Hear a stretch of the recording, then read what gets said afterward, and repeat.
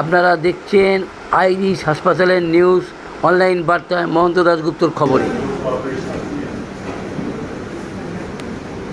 आप सभी का स्वागत है आज इस प्रेस ब्रीफिंग में।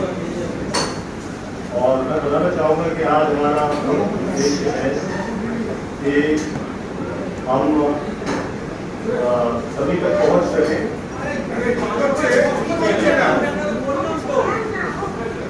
जूट के मिनिमम समर्थन मूल्य के लिए।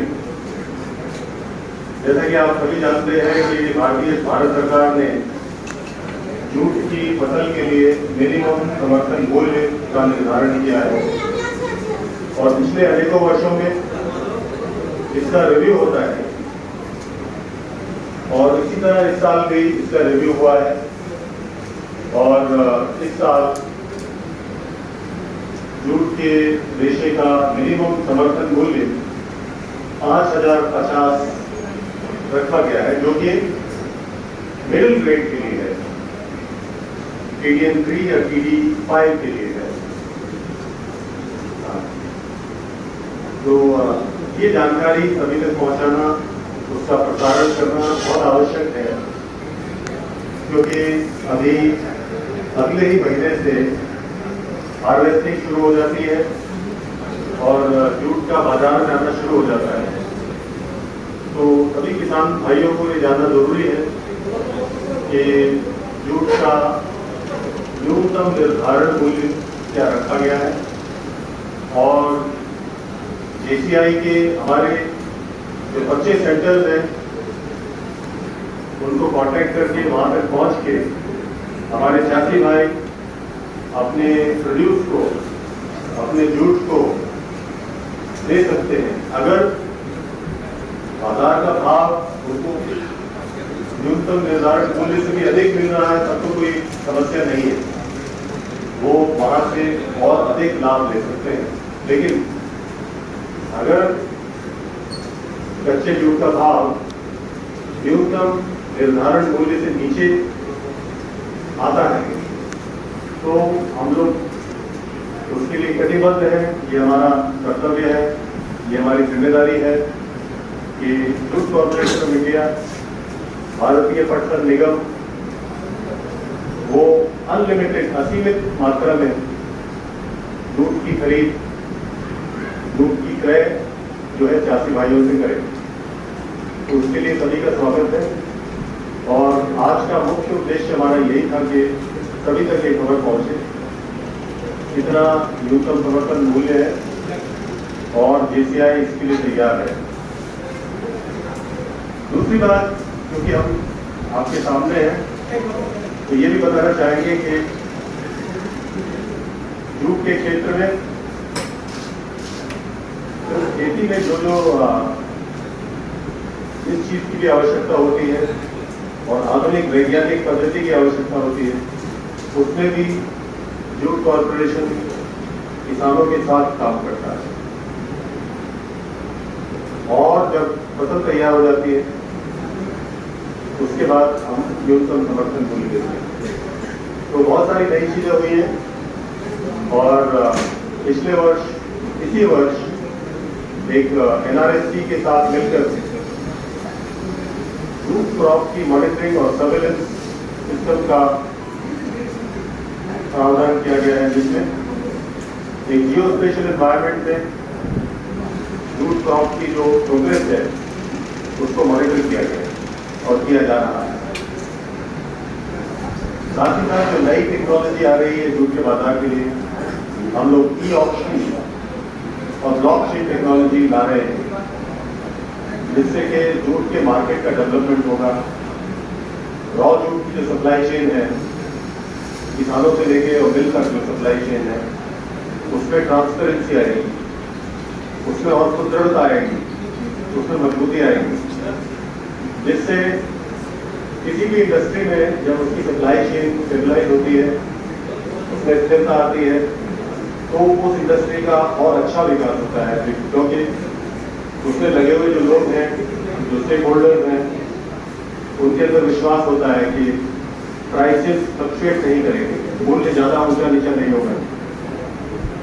इसलिए वो लोग कॉन्फिडेंस के साथ और आत्मविश्वास के साथ वो निवेश कर सकते हैं अपने, उनका जो भी भाग है सप्लाई चेन में उसको सुदृढ़ कर सकते हैं, उसको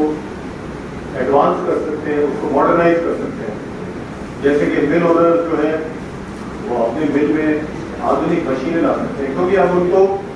विश्वास है कि सप्लाई चेन आपकी स्टेबलाइज है, तो इसमें उसका बड़ा योगदान होगा। इसके साथ ही मैं आपको हैंड ओवर करता हूँ हमारे डायरेक्टर फाइनेंस हैं मिनिस्टर, अच्छा हमारे जनरल मैनेजर हैं मिस्टर कल्याण कुमार मजूमदार, वो आपको और थोड़ा डिटेल बताएंगे। Thank you, good evening. जैसे हमारा सीएमडी सर ने अभी बताया कि हमारा आज का प्रेस कॉन्फ्रेंस मेनली का जो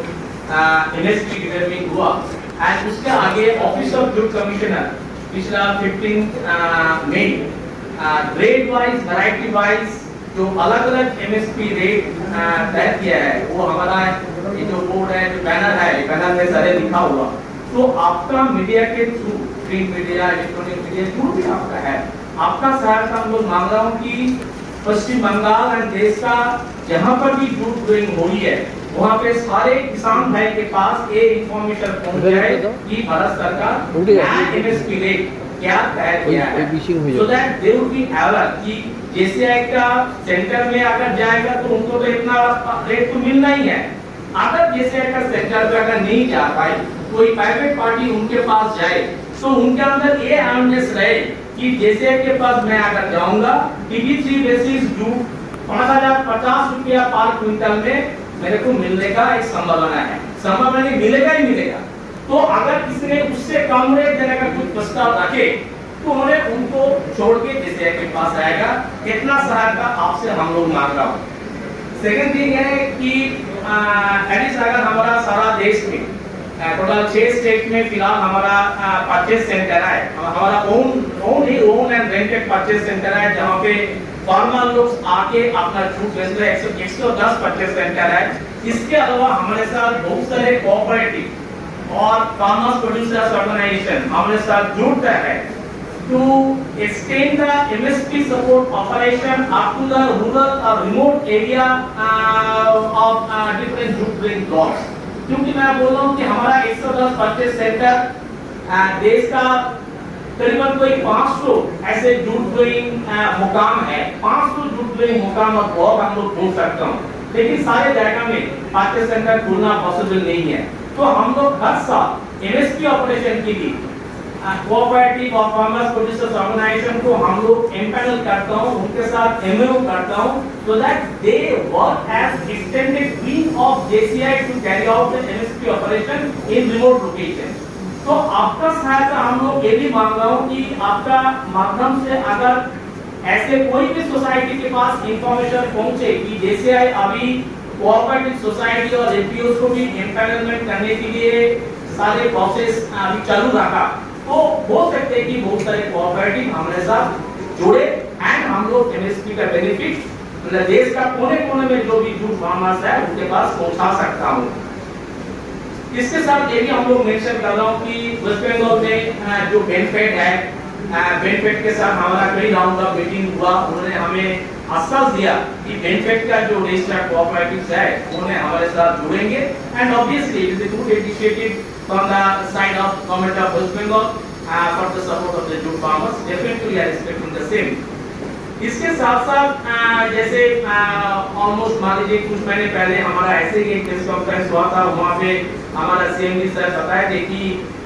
besides this MSP procurement operation we are also in jute ICAR project। ICAR project ये भी गवर्नमेंट ऑफ इंडिया की एक फ्लैगशिप प्रोजेक्ट है, जहाँ पे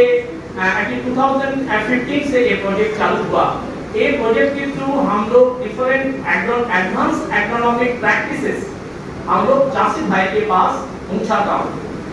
तो ये एडवांस एग्रोनॉमिक प्रैक्टिस में है कि सर्टिफाइड सीड डिस्ट्रीब्यूशन, कोई भी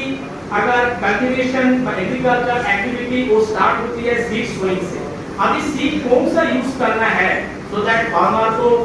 काफी अच्छा बेनिफिट मिले। इसलिए हमारे साथ ये आईसीआर प्रोजेक्ट में आईसीआर क्राइटेरिया जो रिसर्च इंस्टीट्यूट है वो जूट के लिए काफी अच्छा काम कर रहे, उन्होंने हमारे साथ जुड़ा हुआ, उन्होंने हर साल न्यू वैरायटी सर्टिफाइड सीड का प्रपोजल देते हैं। न्यू वैरायटीज मींस ये ministry of agriculture government of India के इंस्ट्रक्शन है 10 साल पुराना सीड को मोहब्बत जलानी चाहिए क्योंकि उसका जर्मिनेशन लेवल कम होती है। तो आईसीआर क्राइटेरिया हर साल हमें न्यू वैरायटी सर्टिफाइड सीड का प्रपोजल देते एंड नेशनल सीड कॉर्पोरेशन जो और एक सेक्टर पब्लिक सेक्टर एंटरप्राइज है